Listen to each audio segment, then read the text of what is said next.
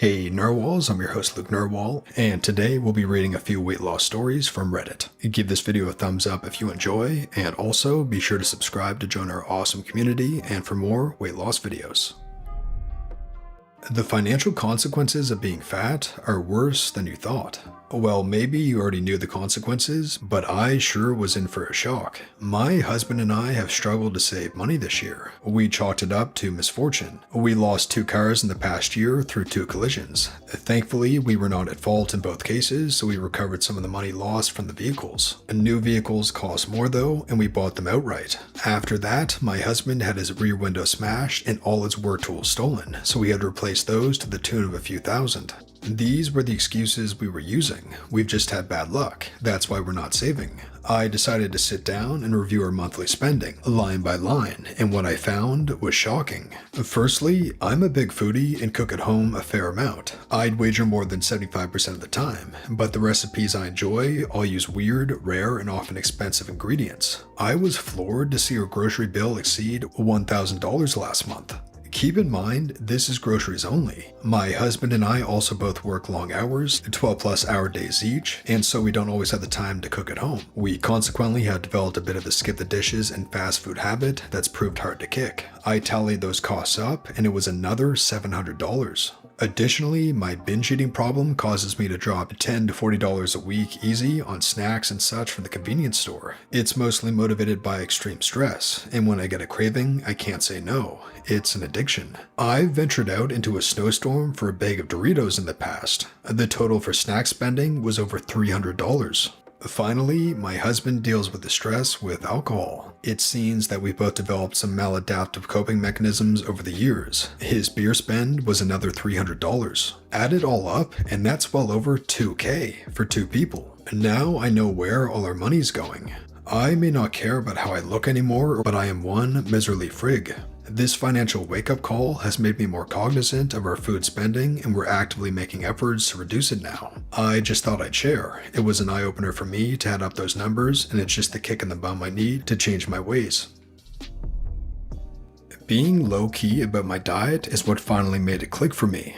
Every time I tried to lose weight, I'd go all in. I'd cut off all unhealthy food, I'd drink so much water, I'd exercise, and I'd try to do everything right. I'd post motivating quotes, measure each of my successes and fails, and so on. I'd post cheesy posts about motivating myself for accountability. And each time, I'd be like, this is it. I'm finally going to succeed.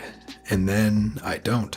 Because doing all those things takes a lot of hard work, and when something in your life, no matter how small, happens that requires your attention, you are suddenly too tired to put in the work. So I loosen up a bit, and a week later, I've genuinely forgotten I even tried to lose weight, and then rinse and repeat.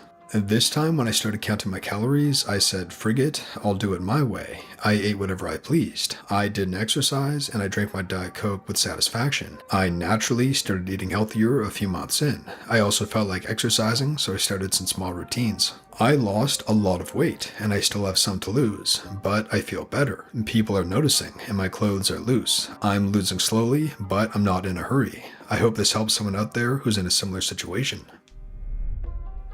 I never developed a losing weight mindset, but more of a trying something different mindset. During the evenings, I would go for a walk instead of sitting down to watch TV, just to do something different. When I would eat, instead of going for the usual food I enjoy, I tried something different. Breaking the routine with just giving myself new experiences really steered myself into the right direction. When I quit drinking soda, I decided to try different carbonated drinks, and I found an awesome sparkling water brand that I became obsessed with because they tasted so much better than soda. Eventually, I couldn't even drink anything other than that or water because I cut out so much unnecessary garbage without pressuring myself to. It came to a point that I completely forgot the whole goal was to quit soda.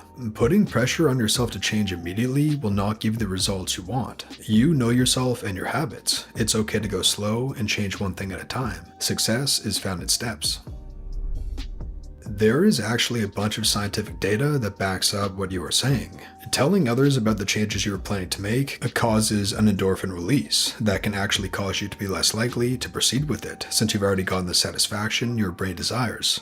There is also evidence that the diet mentality can also adversely affect your ability to lose weight. If you have a deadline in mind, example, I'm gonna lose 20 pounds, as soon as you get there, you're likely to fall back into old habits. The focus should be on incremental life changes that have no start and no end point, and just changes. And then it becomes as easy as deciding to start to wear a different brand of socks. It may feel different for a while, but after that initial period, you won't think anything of it. You may change it up in the future, but it's just your brand of socks now.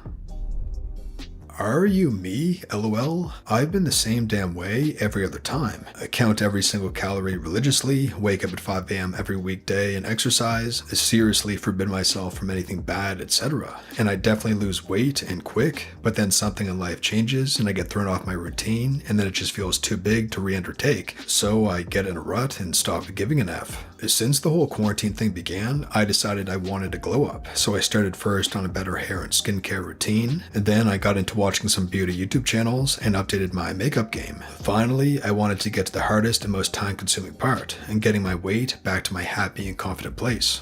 So I'm taking that a day at a time, keeping my calorie count in my head and staying at a moderate deficit. I'm moving more but comfortably and just keeping it more fluid, you know. I think for me, I was sabotaging myself by being so strict. After a while, it gets the teeniest bit tough to keep it going, and I just give up. Everybody is different, but for me, that level of rigidity is unsustainable. Good luck and good vibes. We can do this.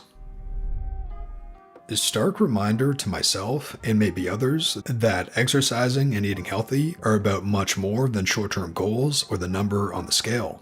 My 30 female mom, 60 female, recently had a silent heart attack. She knew she was unwell, but her symptoms did not immediately indicate a heart attack. It turns out that the widowmaker artery was 95% blocked and a second artery was 80% blocked. If you saw her, you'd never think that that was possible. She's very youthful, and people often think she's much younger than she is. Currently, she's in good shape for her age and does yoga, walking, and cycling regularly. She's conscious of her food choices because as she gets older, it's harder to lose and maintain her weight. However, in the past, she did smoke, was overweight for many years, and had a traditional southern diet of lots of fatty foods, red meat, and salt for most of her life. Currently, I'm 5'2" and probably 160 to 165 pounds. Scared to weigh myself after pandemic snacking, lol. I definitely want to lose 20 to 30 pounds for self-esteem reasons. I did so successfully once, then gained it back and have yo-yoed quite a bit since. For me, the urgency to lose weight was never really there, except for my wedding, which is when I was successful. I think that might be the case for many people who might not fall into the obese category or suffer from current health issues.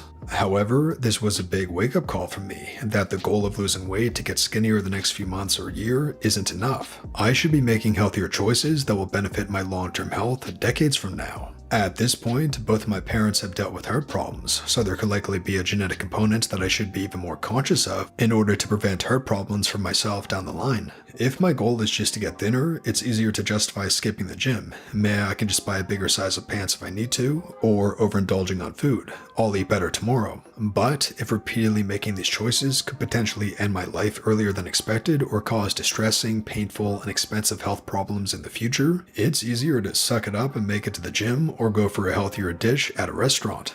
Anyways, maybe this perspective can help someone. It's not always about the number on the scale or the size you wear, but considering how the choices you make daily, over years and decades, accumulate to affect your future health. Basically, my mindset has changed from I need to work out and eat healthy so I can lose 20 pounds in a few months or a year to I need to work out and eat healthy so I don't die at an early age or suffer expensive and painful health problems as I age. And not to be morbid, but it's what has been working for me recently, and maybe it could spark a change in someone or encourage you to keep going. And that brings us to the featured narwhals of the day from our subreddit. Our subreddit is a place to share pictures, ask questions, and get support on your weight loss journey. To join, just open the description below and click the top link. Click Use App, install the Reddit app, create an account, and then click Join once you're at our subreddit. We'd love to have you join us on the subreddit. Once again, the link is below. CrakeLamp05 says, female 17, height 5'5 inches, starting weight 185 and current weight 120. I bought my prom dress today, something I always thought I would dread, but when I saw myself, I had the sudden realization that I was happy with my body for the first time in my life, and I had never felt more beautiful. Lily Benny says, I don't realize anything is different until I see the side by side. My face and my upper body have always been slimmer, but there's still a huge difference. The skin cleared up too. Diggers says, still going strong. Finally hit 160 today, after a long plateau while I was staying with my parents. I'm so proud of how far I've come, and I really couldn't have done it without this community. Thanks for sharing featured narwhals. If you enjoyed this video, be sure to give it a thumbs up and subscribe for more weight loss stories that help you stay on track. Thanks for watching narwhals, and I'll see you in the next one.